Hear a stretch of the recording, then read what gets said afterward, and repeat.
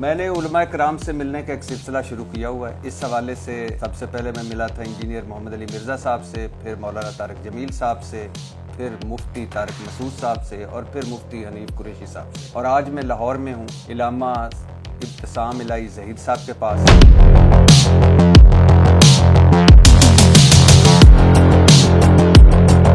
آپ کے نام کے ساتھ علامہ لگایا جاتا ہے. علامہ اس کو لگانا چاہیے یا شیخ الحدیث اس کو لگانا چاہیے یا پیر طریقت رہبر شریعت اس کو لگانا چاہیے جو ڈیزرو کر. آپ ڈیزرو کرتے ہیں علامہ.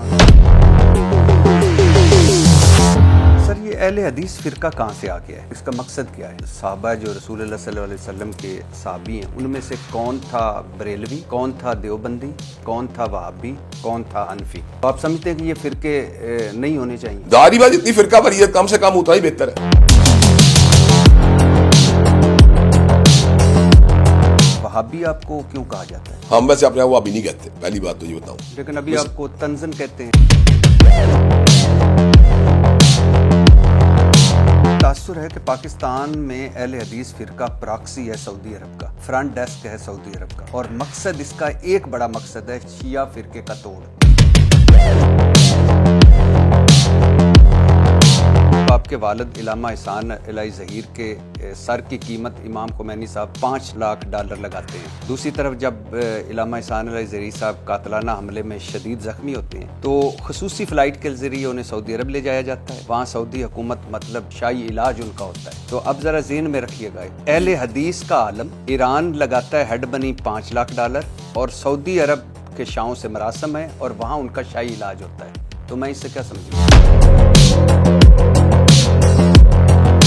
اچھا, آپ بیٹے ہیں علامہ احسان الہی ظہیر صاحب کے, آپ بتا سکتے ہیں کہ یہ ہیڈ منی کیوں رکھی گئی؟ آپ بتا سکتے ہیں کہ آپ کے والد کا قاتل کون تھا؟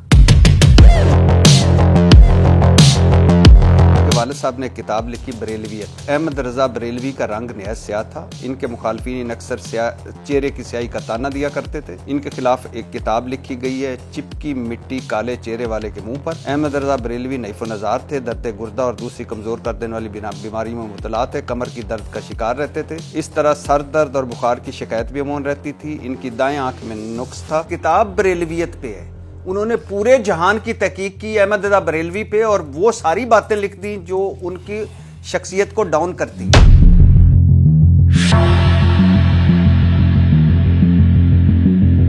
انجینئر محمد علی مرزا صاحب سے اختلاف ہوتا ہے. تیرے وجود پر تھو, تیرے کردار پر تھو, تیرے نظریے پر تھو, تیرے نسب العین پر تھو, تیری سیرت پر تھو, تو بدبخت ہے, تو گھمنڈی ہے, تو ذلیل ہے, تو جھوٹا ہے, تو مکار ہے, تو دجال ہے, تو رسوائے زمانہ ہے, تو رافضی ہے, تو قادیانی نواز ہے, تو بازاری چوکرا ہے, تو 2 ٹکے کا انسان ہے, تو بےہودہ ہے, تو خبیث انسان ہے, تو ذلیل انسان ہے. سامنے آ بغیرت, سامنے آ چوہے, 24 گھنٹے بھونکنے والے بغیرت چوہے سامنے آ. ممبر رسول پر بیٹھ کر, مسجد میں بیٹھ کر یہ ساری آپ نے گفتگو کی, اور میں معذرت چاہتا ہوں میں ایسے الفاظ استعمال نہیں کرتا, میرے لیے آپ قابل احترام ہے, لیکن یہ بازاری زبان اور گھٹیا کردار کشی, کیا آپ کو یہی قرآن نے سکھایا؟ کیا آپ کو یہی دین نے سکھایا؟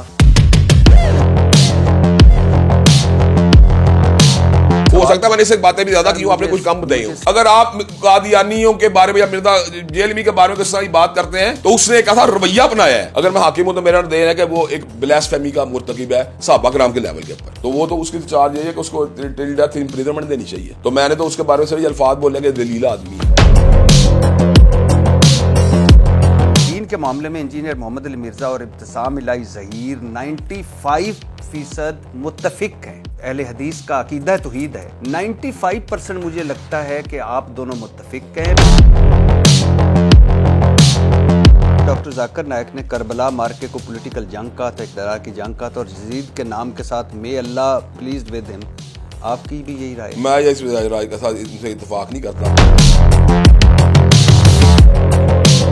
کبھی ایک ٹیلی فون کیا کہ مناظرہ چھوڑ کے کہ یار آئے بیٹھے ہیں آپ, ہم ڈسکس کریں. تو جناب والا میرے پروگرام کا نام سن کے نہیں آئے گا اس پروگرام میں. آپ بٹھا دیں مجھے, میں آپ کے توسط سے آپ بٹھا دیں مجھے. آپ یہ کام کر سکتے ہیں کہ نہیں پہلے بتائیں. آپ کے تعلقات ہے نا, تو آپ کو چاہیے آپ بٹھائیں. آپ نواز شریف کے خلاف دھرنوں میں طاہر القادری نے آپ کو انوائٹ کیا, بالکل انوائٹ. کیوں نہیں گئے؟ اس لیے نہیں کیا کہ میں ان کے روڈ میپ سے کوئی اتنا کنوینس نہیں تھا ہوا. الیکشن بھی لڑتے ہیں آپ؟ جی جی. کتنی مرتبہ ہار چکے ہیں؟ میں اس وقت جو ہے باقاعدہ طور پہ 3 دفعہ الیکشن لڑ چکا ہوں اور تینوں مرتبہ ہارے ہیں۔ ہاں بنیادی طور پہ بات یہ کہ ہم پیسے ضائع نہیں کرتے الیکشن میں۔ آپ سمجھتے ہیں کہ شہباز شریف نے خرید کر آپ ہاں تو خریدا ہوگا، اس میں کون سی ایسی بات ہے؟ 8 فروری 2024 کے الیکشن کو آپ کس طرح دیکھتے ہیں؟ کون جیتا تھا؟ کبھی ملے ہیں آپ زندگی میں عمران خان صاحب؟ ملا ہوں، کئی دفعہ ملا ہوں۔ ایز اے سیاست دان آپ سمجھتے تھے کہ عمران خان اس طرح جیل کاٹ لے گا؟ اللہ کرے آپ ساروں کو اکٹھا کر سکیں اور اللہ کرے یہ نفرت اور تقسیم جو اس ملک میں ہے اس میں آپ کمی کا باعث۔ انشاءاللہ مجھے بہت خوشی ہوئی آپ سے مل کے۔